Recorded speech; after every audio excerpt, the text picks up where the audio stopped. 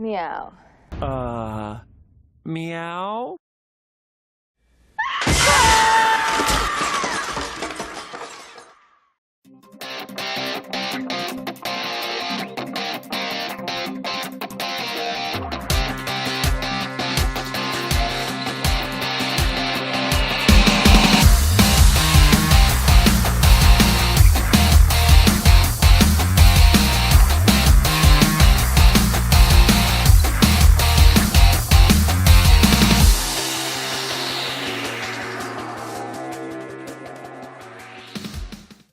Hello everybody and welcome back to another episode of Retro Alliance Gaming. How are you all doing today? Why am I punching the air and why am I getting excited? Because I am getting ready to talk about a game that to me is one of the most underrated horror games to ever come out.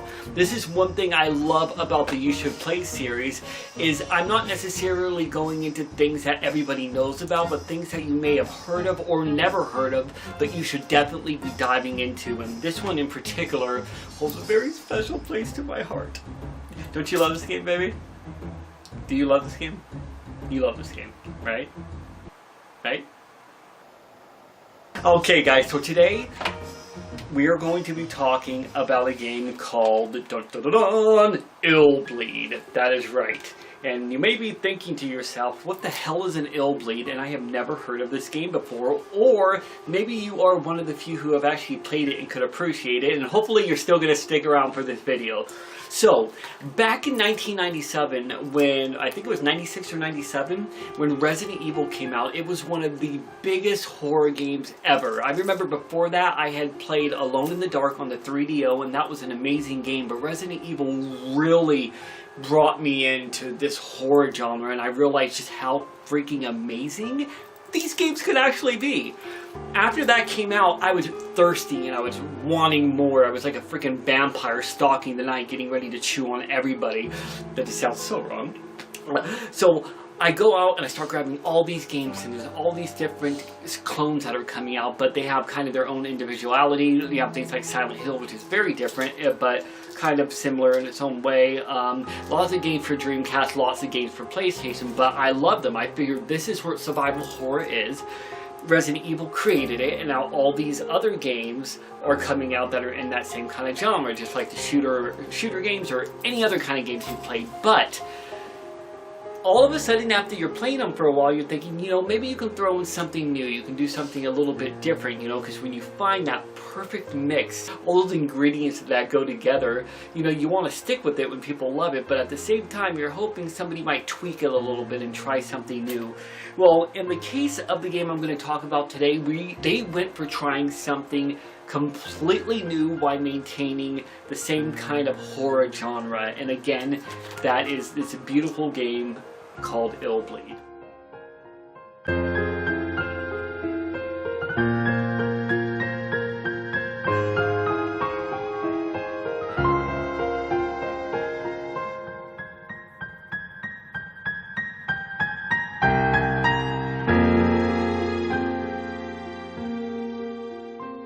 Now, the creator of this game created quite a few games in his life. He did Landstalkers, which was on the Genesis, I believe. He did another game called Dark Savior? I think it was Dark Savior on the Sega Saturn. And he also made one of the coolest games in the world that was a launch title on the Sega Dreamcast called Blue Stinger, which you should check out. This guy is known for being very intriguing, very different, and what does everybody always call me? What is that word you want to call someone when you don't want to call them weird? Bizarre? No, not bizarre. Like Johnny Depp. I wasn't listening. Like Johnny Depp when you're calling somebody unique, but in a different way. I can't think of the word. You can't think of that word? I'm about to sneeze because of these lights. Okay, it doesn't really matter. Very unique point of view. And this guy was freaking amazing. So let's go into how Illbleed began, and let's start on this game. He wanted to create something bigger and better than he did previously when he did Blue Stinger, but he was looking to do something very different. He didn't have a huge budget to put together for this game, so he brought together a fairly small team, and they worked very hard on this game to get it out, released to us in 2000. This game the best way to describe it is a B-rate horror film. There is no other game that is like it. Now, one thing that gets very confused with this magnificent game is how people will go to play it and they'll be like, okay, this isn't scary. That's what people always say. Oh, Illbleed, that's not scary. Oh, Resident Evil's scary. Silent Hill's scary. This doesn't horrify me in any way.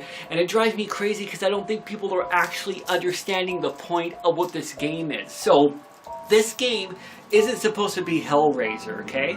This game isn't supposed to be Scream. This game is more like Evil Dead 2, where it's scary, but it's making fun of itself, and it's supposed to be funny. For real?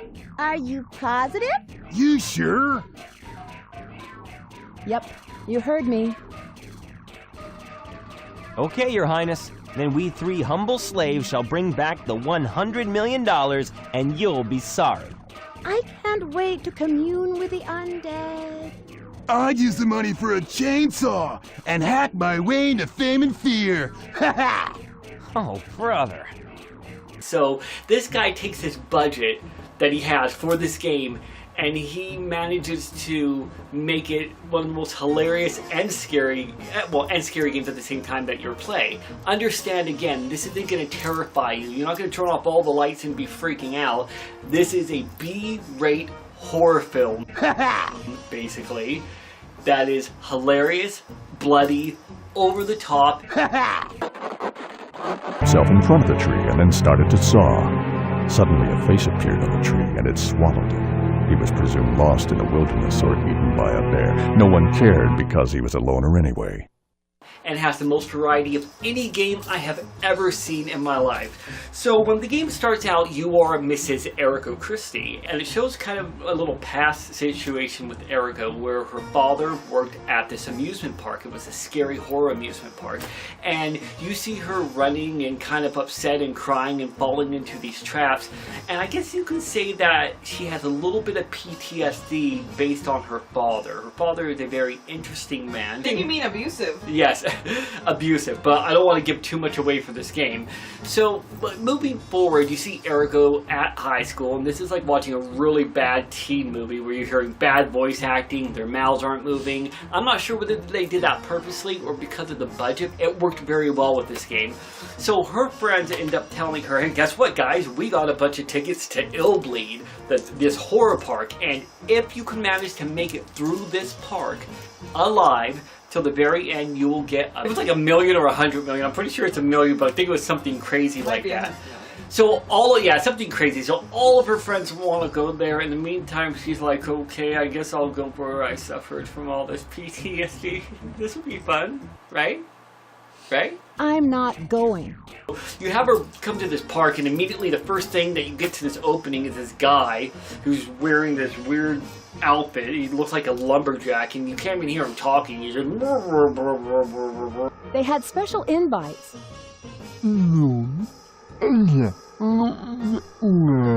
What?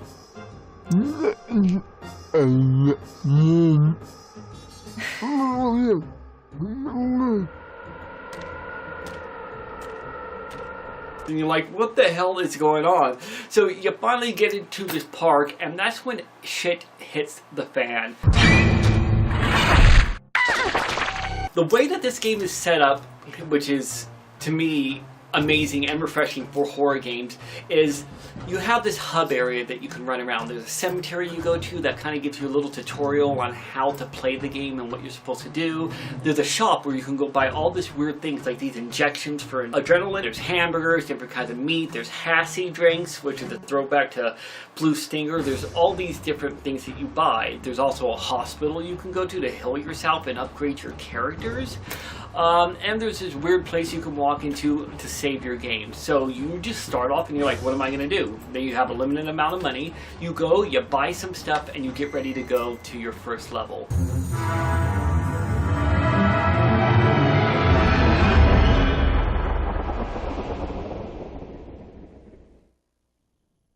Here's my favorite thing about this game. This isn't one big story. This isn't one big game. So when you're playing Resident Evil, you got this one story, and it's great. This game basically is kind of like, I don't know, it has one overall big plot line that you will get from beginning to end. It has multiple endings, and with the true ending, which I mind you better get, is freaking awesome. And that's actually dependent upon how you play the game, which I'll go into in a minute. So every level in the game is its own game, basically. It's like a movie. When you go up, you're going to see a bunch of different movie theaters, and it'll say, you know, this movie's playing, or this movie's playing, whatever it happens to be. So you walk into your first stage, and boom, right there, it's called the Home Run of Death. You start the first level. It is about a kid named Jimmy. Jimmy, it's time for practice. Get out to the training field now. Hey, get out, Jimmy.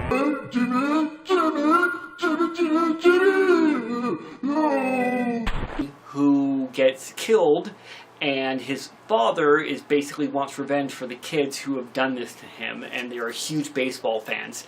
So you're going through this whole story, and it is crazy. I don't even know how to begin to explain this to you, but the big thing about this game is traps. There are traps everywhere.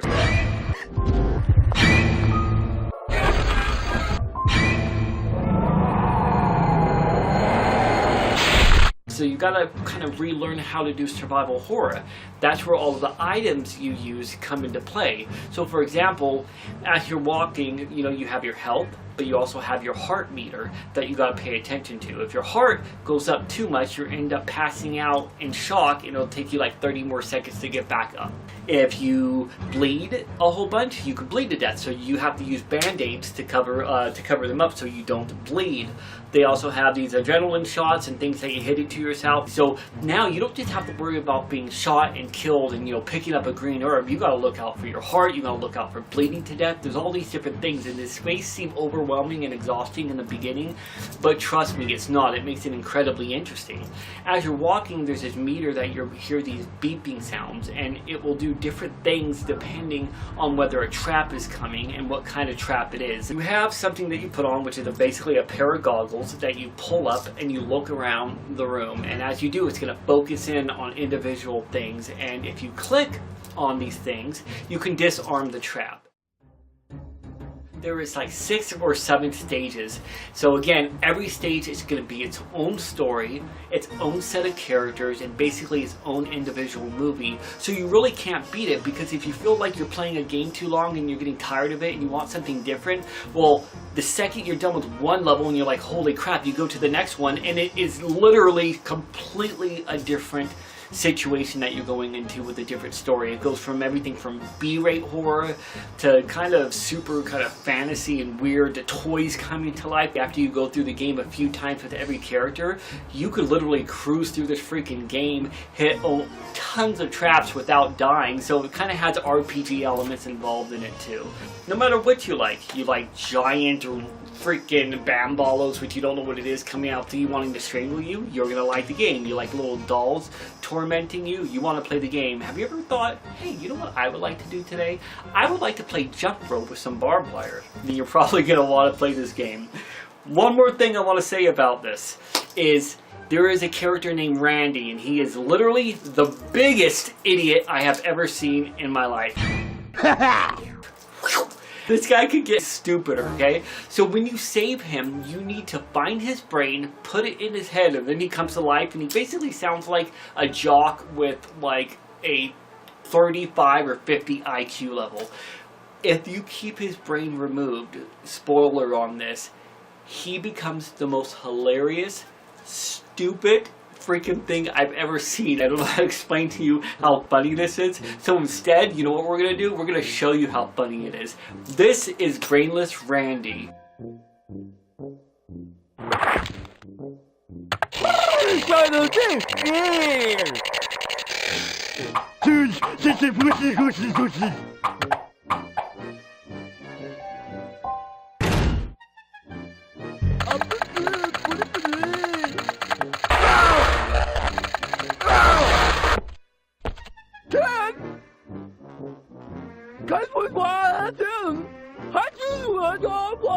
You must be one of those part-timers.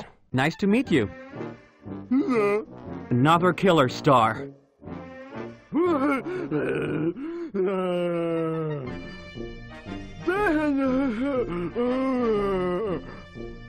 I don't know about that. Just about everything, duh. Babe, I think there's something on your shoulder. What?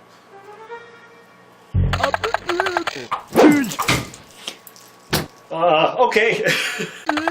So, that is Illbleed. I hope that you will go out and give this game a try. One thing I want to say is this game did not get great reviews. It got like a 6.7 review. Ignore the freaking reviews on this game. If you want to judge by eBay standards, this thing has gone up to like somewhere around 90 to 120 bucks. It has built a huge cult following, and if you look in the community for Dreamcast, people really love it. So if you can't afford it, guys, burn the game. Do whatever you can. That didn't sound right. Yeah, not burn it. Don't light the game with... Don't light the game on fire, because then you're not going to be able to play it at all, and that's wasting a lot of money. Hi, welcome to Chili's. So burn the game in a computer, and then put it in your Dreamcast, and try it, because there is no way you're not going to love it. If you get frustrated, just keep pushing forward, and I promise you, coming from Alucard, you will experience a horror game that you have never seen before, and something that's just quite refreshing and new. I really wish people would continue to make things like this nowadays. Anyways, guys, I hope you enjoyed our video today, and I hope you enjoyed our lovely opening. Please stay tuned for more great stuff coming up. I have a video from when I was 17 that is going to blow your freaking mind. We got a couple more videos to go. I'm going to give a personal thank you to all of our fans out there, all of our friends, and everybody who has contributed to our channel. I'm including Molly, who's going to be in the Horror Corner soon, and my good friend Henrietta for providing her video. Thank you guys so very much, and as always, my friends, until next time.